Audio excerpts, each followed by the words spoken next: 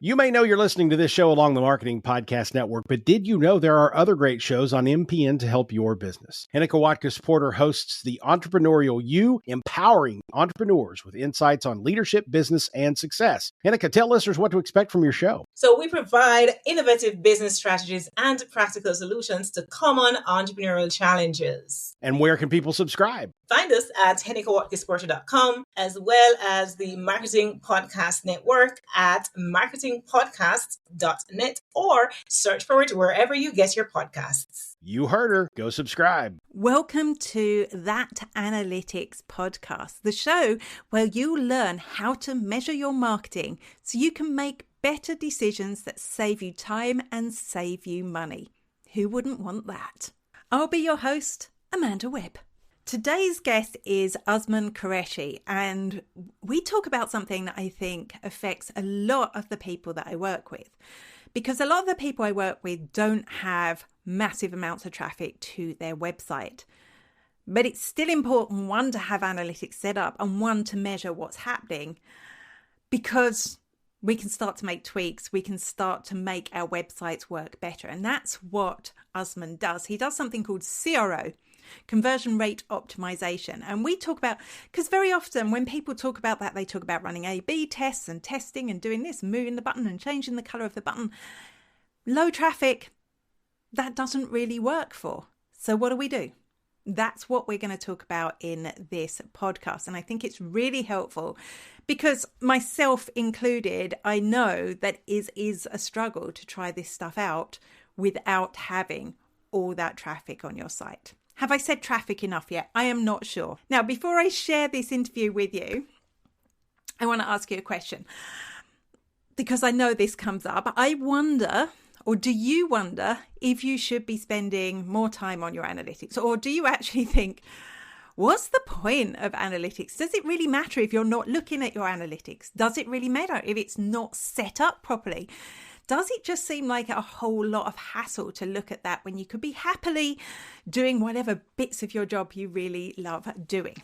Well, if so, I've put together a webinar that will help you get to grips with your Google Analytics so that you actually can see how it's going to save you time and money with your marketing. And it really, really does do that. You're going to find the exact reports and the metrics that you need to measure to see what's working in your marketing. And that means no more avoiding analytics. That means no more staring at that wall of data when you guiltily log in and think, I need to look at this. You're going to understand what's going on. So you can grab your free seat to this webinar now at spiderworking.com/webinar. So that spider, that scary 8-legged creature, working, like doing a job. So a spider doing a job.com/webinar. Over to the interview with Usman. Welcome to That Analytics Podcast. I am here with Usman Qureshi, who gave an amazing and really actually good talk on Analytics Day 2024. If you haven't watched that back, it's definitely one to catch up with. And I wanted to bring him in today to talk to you as small businesses. Because sometimes we hear terms like CRO and UX and we're like, oh, that sounds interesting. But a lot of the techniques that we learn are for large businesses. They're not really for small businesses that have low traffic. But before we start talking about that, I want to know more about you. I want to know, why did you get into marketing? How did you get there? Right. Thanks for having me, Amanda. Again, it's good to be here talking to you live again, and hopefully be able to help small businesses, because everything is not anyways. So I used to work in telesales, but I kind of hated it, to be honest. But I just started getting going, it's about understanding people and consumers and what they need and how we talk to them. And then just this marketing popped up in my mind, because I studied accounting and finance, so never really marketing. But a good start for a data-driven marketer. So Indeed, but I never thought I would be a data-driven marketer at that point, to be very honest, because I was not super fan of numbers, surprisingly. So I went into digital marketing. I started at social media marketing.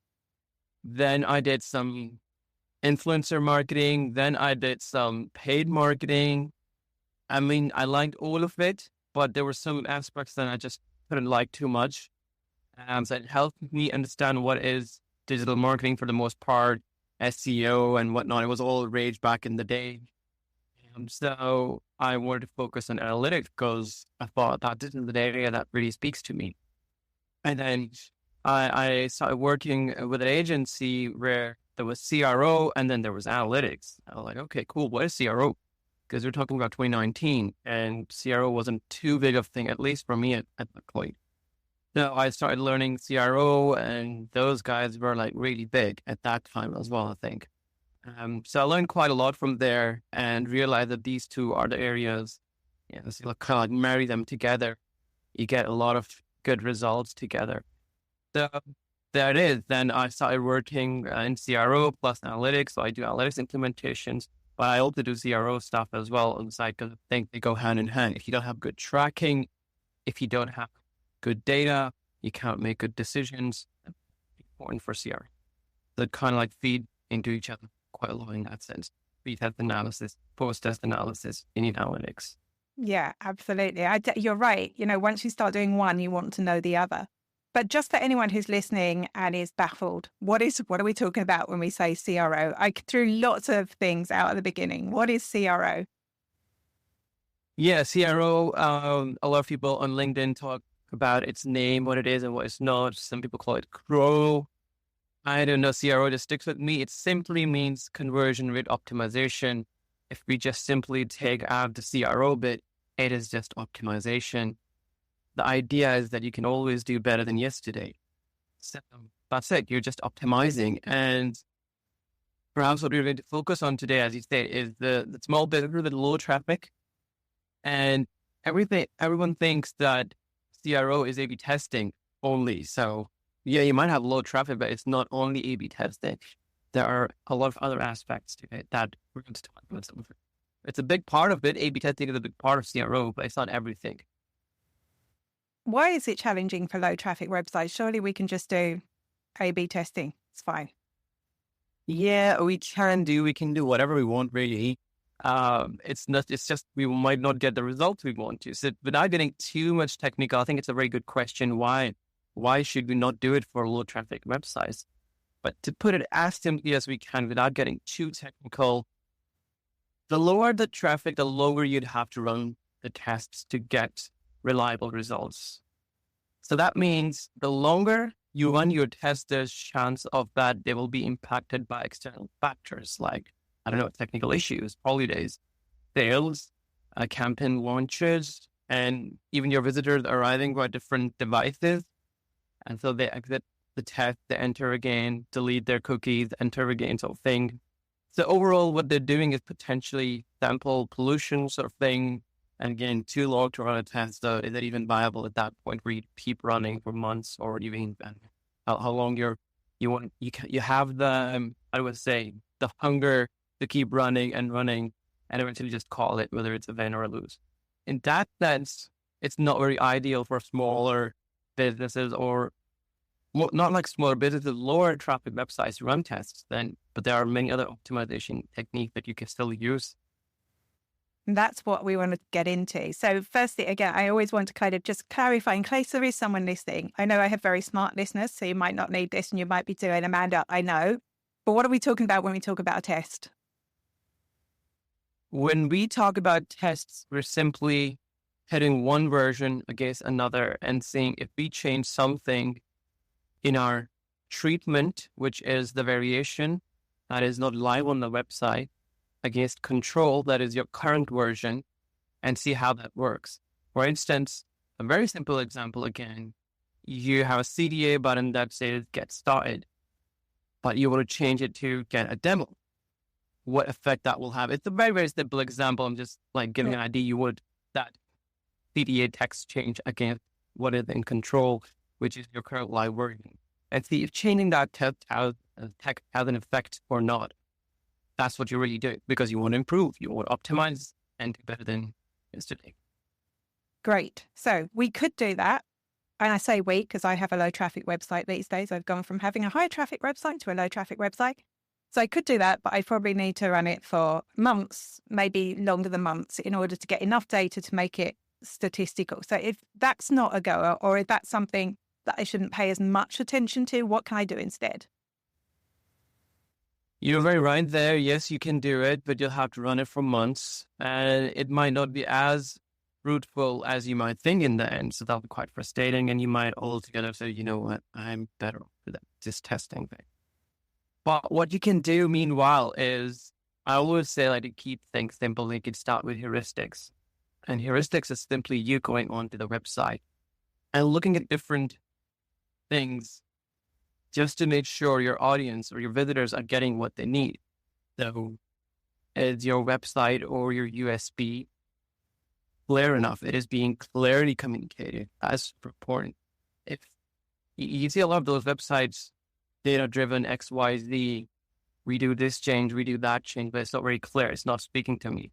So then if it's not very relevant to me, that's the second point, how relevant it is to the visitor. If you're searching about dog grooming, but your website is about, the page mentions about dog food, you're like, you know what, this is not very relevant. You'll just jump off quickly. So it's super important to be relevant. These are very simple things. And how can you be relevant? So whatever you're promising, whatever the channel you're using to bring in people to your website, that message is same as what's on your website. It's very relevant. So it's flow. If I see an ad or a post on your social or any, a banner or whatever that says buy XYZ, but when I go to your website, something different, like again, dog food versus dog grooming, I'll be like, either it's a scam or I'm in the wrong place, and I'll jump off quickly. People generally don't stick around too long on your websites. So yeah, you need to be relevant. You need to be clear in what you're communicating, and your USP needs to be, communicated very clearly. This is what you get from us. This is how I can help you, or we can help you. They don't care about other things too much. I don't care about things too much. When I go on a website or an app or whatever I want to buy, I want to see what is it going to do for me. So that's important. So then you're relevant, you're clear what you can do for them, and you are communicating your value. So within your clarity, there's a third point. The value that you're providing is being communicated. Okay, so be relevant. Yeah. I feel like I needed you like 7 or 8 years ago when I was getting a lot of traffic to my website, but my content wasn't relevant. And that content's still on my website because I find it really hard to get rid of. Nobody visits it anymore, though. It's fallen out of the SEO loop. So I was driving lots of people to my website for search terms like how to tweet longer than 140 characters. So irrelevant. People still visit that. I'm like, hello? Not even called a tweet. You can tweet lots of characters. I don't even know how many. It's like, so that was going in. Obviously, none of those people were buying from me. I was offering social media strategy then, but that wasn't bringing in the right. So I feel like I needed you then. So it's not just your main pages and running an advert saying, here's my social media services, and it's something completely different. It's even your content, I'm guessing. Indeed, because you're sending out a message overall with your content. And again, like you need to, if you don't have traffic, this becomes even more important. It's not like you do this only because you have low traffic. This is, again, part of the research that you would do if you were to run A/B tests. But as of now, you have what you have and you work with that. And so if I come on your website, does it look standardized? Is it dodgy or whatnot? Because people are used to conventional design. So if you're being too fancy or too unconventional, trying to differentiate yourself from competitors or others there, that can actually backfire. Wow. Yeah, because I'm like, oh, this is weird website. I don't know where to look for what I want to. I mean, it's very nice and all that, all the aesthetics, so to speak, but it's not that helpful to me. So what you're doing is you're essentially creating friction. And friction is what? You're just creating more roadblocks. And your goal should be to make it so easy for the visitors on your website to find what they want that they don't have to think too much. There's a fancy term for it. It's called cognitive load. So if you put too much cognitive load, that is, the user has to think what they have to do, they'll probably jump. okay, I've seen websites like that, but I'm figuring, how do we know it? Because as soon as you say that, I worry. I know I do testing. Well, it's not exactly testing. I do stuff on my website to make sure that's not happening now. I never used to. How do we know? Because when we look at our own website, particularly small businesses, they probably pay out a lot of time and energy working with someone to make it look the way they do. How do they know if, in fact, it isn't working properly, if people can't find their way around? How do they know if they have crossed the line between making themselves interesting and differentiating themselves to making themselves unuser-friendly? That's a very interesting question. And I'm thinking about while you're saying it, okay, how do you know that? Because you need to dig deeper for that. You need to understand further what users are doing on the website. And we talked about the heuristics. And before I go further, I would just put one more point here is that if you have any social proof, then and social proof is what? Testimonials, reviews, any case studies that you worked on yourself with someone else in collaboration with someone else, or any social media mentions where people are like, oh, this person has reviewed this drink. You can leverage that on your website as well. Again, it creates more trust. You're not going to jump easily and stuff like that. I mean, edit the reviews and the things speak to them in a common language rather than very corporate-y, salesy language. Then they'll be like, okay, this seems genuine and something I'm looking for. So people can feel that it is more relevant. Okay, so the next question is, how do I know when people cross that line and go into like, I don't know, what am I doing right or not? And this is really basic, but super important, whether you run A/B tests or not. Again, understanding your customers. There's several ways to do that. Perhaps one of the starting points could be any emails that you get or any chat service you might have or not on the website. And you can do that chat mining or email mining, as we call it. You get around 100 to 200 responses are very good, like emails, and then what are their concerns. And you will sometimes see, I'm not getting what I'm looking for. It's so hard to find XYZ on your website. It's frustrating, etc. And that's a very good sign. You can also install tools that have heat maps, session recordings, and click maps. There's a very good tool that I'm a fan of now. It's called Microsoft Clarity, and it's free. So you don't even have to pay for that. And you get a lot of heat maps and things like that. And I get it. You still need a lot of big sample size for heat maps and things like that, because again, you can't just say 10 people clicked on this. There might be something wrong with it. That's not enough, right? You might need quite a lot of big samples. It gives you an idea, points you in a certain direction. And if there are session recordings, then you can watch them and see, okay, what are users doing when they are on the website? Are they crossing the line that I have in my mind, what I thought they should be doing there, but they're missing the target altogether? That's a very good starting point. I think I would start with session recordings and heat maps, and definitely install these free tools that you have available, leverage them as much as you can, and try and understand what the users is doing or doing on your website. Once you get to know what their flow is, then you can dig further deeper. If you have salespeople or even one person in customer service, or maybe you are, as of now, yourself doing customer service as a small business, just look at what are their messages and if they're frustrated or something good, like this was very good about yourself. And you can again use those things in your messaging on your website.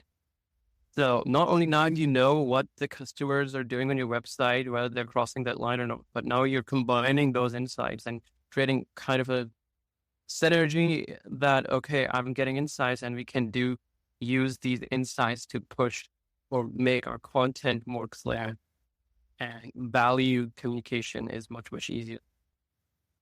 Great. And I'm a big fan of clarity. And I have to say I don't use the heat map so much. Don't have enough traffic really to make it interesting. But the session recordings are gold, because I've never fixed my website as fast as when I saw people clicking on the wrong thing. It's like, it's something great. You must have expanded it, right? And then when you see they're clicking on something completely different, even if them watching is a little bit frustrating because they're like, oh, that's supposed to be for the user as well. Yeah. And as you state, again, it's free. Why not have it?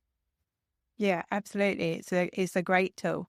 You may know you're listening to this show along the Marketing Podcast Network, but did you know there are other great shows on MPN to help your business? Robbie Samuels hosts the On the Schmooze podcast. Robbie, tell listeners what to expect from the show. Since 2015, I've interviewed entrepreneurs who overcame challenges to achieve success in their field or industry. Tune in to On the Schmooze to listen as I ask deep questions to elicit untold stories about leadership and networking. And where can people subscribe? Find the show at ontheschmooze.com or on marketingpodcast.net, or just search for it wherever you get your podcasts. You heard them. Go subscribe.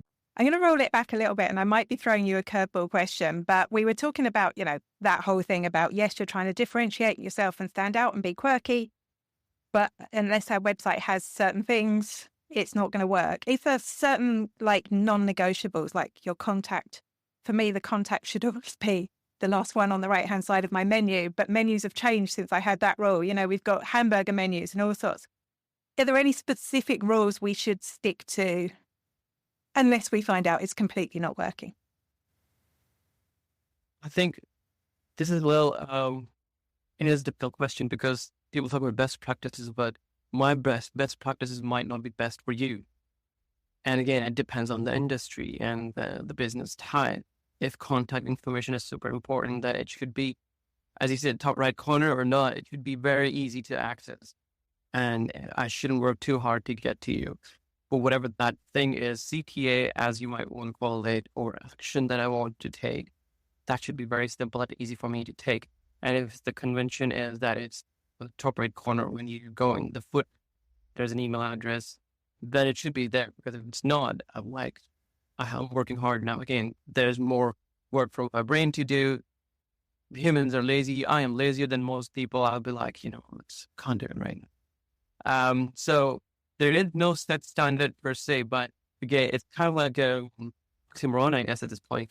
But you should still be a little bit more standardized in how your navigation works, rather than being too quirky or, different than what there is. I sometimes see these agency websites that are very artsy, but I cannot find information that I'm looking for. And you keep scrolling down and there's all kind of amazing media stuff coming in front of your eyes, and it's very colorful and it does captivate me, but I'm getting frustrated after a few seconds at where to find this information I'm looking. So it's your content like blog, podcasts, or things like that. They should be very easily accessible. And I feel like as long as, generally as my personal opinion again, if you keep things simple, it's simple for the users as well. If you get too complicated, it'll be quite complicated for them as well, because you understand your product, your website, they don't. Yeah, and I do think that even some big websites from big brands that we all know make a lot of assumptions. So I'm just thinking back to, you were talking about, is your message clear on your website? That's the number one thing we should really be thinking about. And so often, small websites, big websites, you'll go to a website and it doesn't tell you what they do. I think that's my biggest frustration when it ever comes to a website. I'm like, is it even doing the thing that I want to buy? Is that actually what it's doing? I can't tell. So that's huge, right? Indeed, because let's just say, take an example of dog food. Here's someone who's looking for organics, ingredients and things like that, and your USP clearly says that we produce this dog food from XYZ ingredients, vetted by these professionals. You've very clearly communicated what you do, how you, in one line, probably. But if you say best dog food in the whole of region and liked by XYZ scientists, I don't know, because everyone uses that term now. I trust you. Or even best dog nutrition, not even mentioning the word food. That's what comes up. Well, for what nutrition is best? How do you know it's best from my dog? Yeah. Or is this a supplement? It's like, I don't have dogs, I have cats. We should be talking about cats. But I totally get that. That's such a great example of the sort of things that we do see. I suppose as a marketer, I want a template. I want you to go, no, you need to have your contact button here. You need to have your email here. This is where you need to say, but obviously it's not that easy, right? It's not. And I think sometimes people say your competitors are kind of very, very good teachers as well. Just look at their website, what they're doing. Because if you're attracting similar kind of crowd, then you might want to take or borrow some of that, not 100% of all of that, because again, they're your competitors and yet they're product or messaging, and things could be different than how they deal with their audiences. You learn something and then optimize it, as we say, as for what your audience might want or what you want to push. Again, these could be like simple things, messaging they have done certain way, and you say, okay, this is something I can do better. You can improve on that. You don't have too much traffic test, but you can improve on your messaging, at least be as clear as you can. And as I said, if you look at your chats, emails, or social media inboxes, you will find customer language words that are being used by them. If you use the same language, then you're not very filthy, pushy, or corporate-y in that sense. You don't come off as someone who's trying too hard. You're just being very genuine, and people like that. And I'm guessing if you don't, because you were talking about having 100 email messages, I'm kind of going, I don't think I've had 100 email messages. I guess what you could do is like interview samples of your customers, not like surveys, because I think surveys, people just tend to type something into a box, but actually having like a quick call with someone and writing down the language they use can really work too.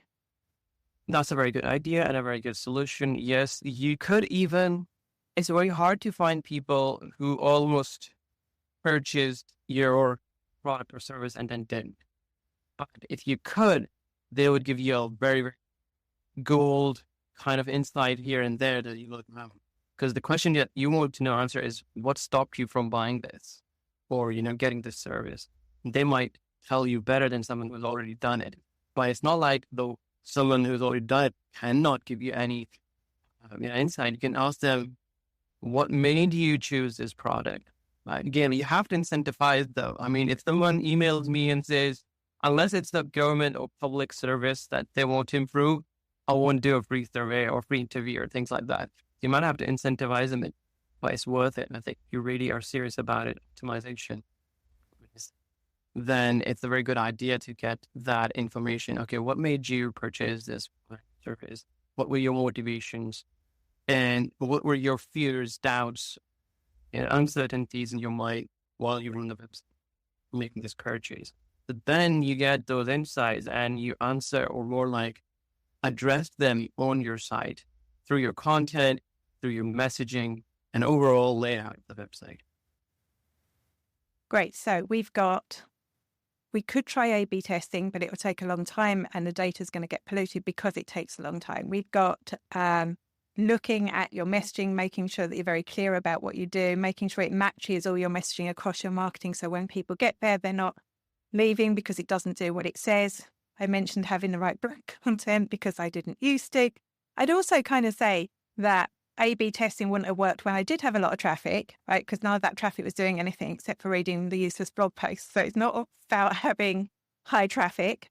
What else did we talk about? We talked about like layouts and making sure it works, using clarity. How do we know if all this stuff is actually working? If we can't do the good A/B testing where we can actually go, oh, my revenue rose by this much when I changed the text on this button, for example. Yeah, I think it's very hard to then quantify it because a lot of this is qualitative right then. And there's another thing that we can do, throw in the mix, because you can throw into the mix a lot of things like user testing. What user testing is really you creating a broad task or very specific task, and then 5 or 3 people, certain number of people who will go on your website. You should not guide them or give any opinion. And then that is reported and you see how they achieve that task. What are the roadblocks they hit? What do they find easier and how long it takes them? So again, you can do optimization there without the traffic that you need. And it can be a little expensive because you have to pay those people for testing. And sometimes there are people who are only doing user tests because it pays them. So they might not be your exact audience, so to speak. But there's always, pros and cons. However, the question that I'm now coming again back to is, how do we know if it's working or not? It's very hard to tell right away that it's working or not, but you should see at least some improvement in your key metric, or so to speak, now as Google calls it, key event conversions. At least there is some uptick compared to before. And as a low traffic website, maybe you didn't even have enough sales and things. And your marketing and then your optimization strategy coming together has increased. It'll be hard to pinpoint which one of this change has led to that. increase in conversions, because it could be also when you did not have any conversion and you're just starting out, there's nothing to compare to. So at that point, you're just doing the best you can. It's hard to measure like of every change that you make. So hopefully you get to the point where you start getting enough traffic, and then, probably you can do A/B testing and you can pinpoint, I made this change, it resulted into this XYZ numbers. So then you have everything quantified. Otherwise, it's very hard to quantify. You cannot quantify what customers are saying about you, apart from the fact that you create themes out of those different emails or messages, and then say X number of people are saying this, people are saying this. But what impact it created on your website is very hard to know. But I guess if you're doing all this stuff, I was going to say it can't harm, but you could go wrong. You could go wrong. But if you are paying attention to your clarity recordings, if you're paying attention to the messages you're getting from customers, if you're paying attention to all that, you are only going to be making it easier for people to buy from you. So I suppose in the end, if you do all that and you haven't improved your sales, there's something else wrong. Maybe it's your product and not your website. That's what I'm thinking. I mean, you can go wrong, but probably if you pay attention to your customers, you're not going wrong.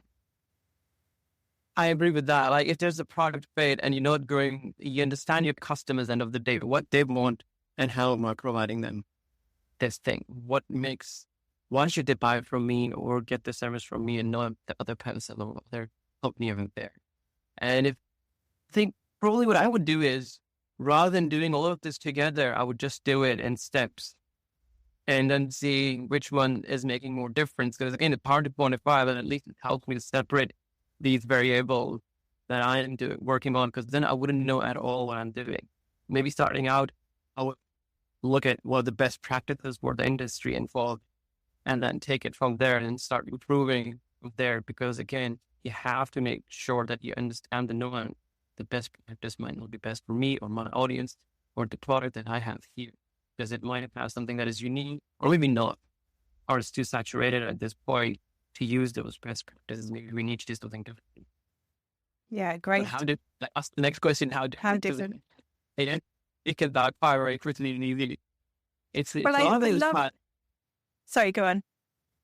I think a lot of it is just trial and error then. Yeah.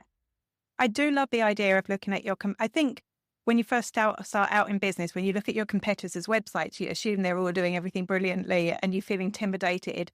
And part of you wants to copy what they're doing because you think it's right. Whereas now when I look at my competitor's website, I look hypercritically at it because I do want to find those gaps.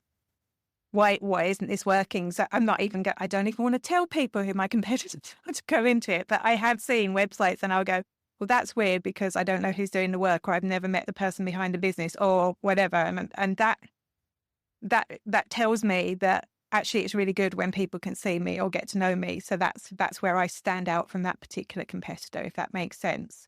So I would say to anyone that's starting out, just be very critical about your competitors. Don't assume that everything they're doing is working. Because you don't know that. You don't have that insight. All you see is what you see. There's nothing else behind the screen in the data that set up that it's working or not. And when you talk about some data, I was also thinking, once you start out and maybe you're not as big, but you're still a small business, you still have analytics, and we are generally analytics people. So I would obviously go to analytics and look at some at least basic data, like where my users are coming from, mostly what devices are they using, and is my website or content optimized at least with that device type. Because I've seen a lot of that products, they get users generally, again, it's not like all this true on desktop versus just mobile. But in e-commerce, you would see a lot of it is mobile. So you need to know that, okay, this is where my customers are coming on, is my website. Because I have seen this mistake and personally been guilty of it as well. You optimize your website one device and the other one is like and you realize, oh wow, I never even thought about it. Because as a small business, you probably either don't have a lot of resources or enough time to think about everything. And you might miss this very small but crucial detail where your content or website is not optimized for another business. And that can also cause problem. And it also gives you a lot of data in terms of pages. So you might think this is my golden page, but a lot of traffic people are going to a certain page. So then, okay, if that is happening, maybe you can do a lot of optimization there. And generally, you should be focusing or starting as well, if you're doing optimization, your conversion points. That is your product pages where people add products to the cart, or your form pages where people fill in the forms. Because there's a term we sometimes use called direct conversions or indirect conversions. As in, direct conversions are happening right there on the page. I am on that page. I'm going to buy or fill a form or something. That could be your checkout flow. It could be your product page. If the form is too long, too intrusive, I might just, even though your main page and every other product page was fabulous. So yeah, you need to focus on them because they're your direct conversion. And then your indirect conversion pages could be your home page, your category pages, blog content, things like that, that are pushing people towards those pages. So are they important? Yes, all of them are important, but you can focus more on your direct conversion pages as well. Because let's just say you have worked hard to get me there, and I get there and I still don't see what I want to see, or if it's very difficult for me to convert and you made it very difficult, then all the hard work has gone down the drain. Yeah. Yeah. So that makes sense. And I often think when I look at my website and I'll see, obviously not the old blog content, but I'll see a lot of people are visiting this page and like my about page, for example. And I go, actually, I need to do more with my about page to get people onto the service pages so that they end up booking or buying or booking a call or whatever I want to do. So I think that's a really important point. Are you ready? Sorry, go on. There's one more thing, because as you said, like they want to know about you. So you see, as a product or a service, if I'm looking at a company, I might not look at about page too much. But if I'm looking at a person who's providing a service, I want to know about them. So then about us page should contain important information of who they are, what they've done. And if I want to connect with them directly, even on pages like LinkedIn, because they provide certain services where they might want to see, okay, how active this person is on LinkedIn as well, because they can see that your content. And they'll be like, okay, this person is legit. They have content here as well. You know what? I should just get in touch with them. And yeah, that's what I was going to say. Your product, your service can really define what pages are super important as well. Yeah. And every time I mention it, I feel guilty. I need to go and look at my about page again, because I know it's second most from the home page. It is the second most visited page on my site. So it's like, obviously, I suppose, before people buy, they want to know about me because I'm a solopreneur, they're going to be dealing with me. Right, I've got time for my quick fire questions. So sorry, I almost interrupt you. Lots of great advice there, which, no, like I say, now I'm feeling I need to go and fix some things on my website. But, okay, data, or data? It's my second language. I go with data and data sometimes, but data has stuck with me. Data. For me, I think it's Star Trek, even though that's what I would say. I'm data first, but sometimes I slip into data. No, data. I get confused. Okay. When you see a cookie banner, do you dunk or delete? Cookie banner. I would say dunk. Yeah. Yeah. I think most marketers do, right?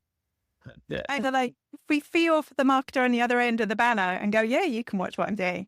Okay. And thirdly, AI, yay or nay? Yay, but you still need to put in your effort. Definitely yay, definitely yay. Yeah, it's like you do have to put in your effort, but I'm not sure how I could live without it now. It's that quickly, it kind of takes over our lives, right? Okay, tell us a little bit more about what you do and where we can find you online. Right. So I currently, as I mentioned, I am mostly doing CRO and analytics stuff. So I do CRO audits, helping with test learning analysis, overall CRO project management as well. And as you might have seen, it's not just the companies that have a lot of traffic. You could be low traffic and you could still gain insights. And we could do qualitative projects or research projects to get you insights inside. And apart from that, obviously, analytics implementation, dashboards, BigQuery analysis, and things like that. That is what I do. This is my bread and butter. And you can find me on LinkedIn. That's where I'm generally quite active. And when I say active, I mean I'll respond quickly. Not posting too much because I've recently come down. It's 3 months. I've not been able to sleep enough. There's not a lot. And it could be on LinkedIn for me. But yeah, you can also reach me on my website. That is dataterminus.com. And every time you might say my website's name, you go like Data Terminus or Data Terminus, but that's up to you. Dataterminus.com. Great stuff. And congratulations. I remember the baby came just before Analytics Day. So Indeed, yes. Okay, that's great. So get in touch with you if you want. There's a lot of services you offer there. And even if you're a low traffic website, you can help. You can help get them on track. And obviously, if you're a high traffic website, there's even more you can do for them. Definitely, yes. And if you have this question and you want to chat, just hit me up on LinkedIn. I'm always great. Thanks so much. You've been an amazing guest. And I know that loads of people are going to be looking at their website with a little bit of trepidation now, but I don't think that's a bad thing. Thanks so much. Thank you for having me, Amanda. And I hope it helps someone just of optimization. That was fascinating, wasn't it? And there are tools like Clarity that I use already. There are issues with that and consent mode as well, because consent mode means maybe you're not getting as many recordings as you would want to in Clarity. But I tell you what, it's definitely worth trying that tool out. You do need to be tweaking your website. And I know that, if you can't see those direct results as part of an A/B test, there's definitely things that you can still do. That doesn't mean you shouldn't tweak and you shouldn't find a way to measure that. So I think this was a really useful episode. If you want to go back on any of that, or if you want to access any of the resources we talked about in this episode, head over to spiderworking.com/TAP6. That's spiderworking.com/TAP6. In the next episode, we're going to be talking to Rebecca Duran-Stewart about UX, which stands for user experience. And basically that just means, how are people using your website? How can you make their experience on your website better? So it kind of ties into today's episode on CRO. I just like using lots of letters to describe things. I think it's a really valuable episode, and it slots in really well alongside this one. So I will see you on the next show. This podcast is heard along the Marketing Podcast Network. For more great marketing podcasts, visit marketingpodcasts.net.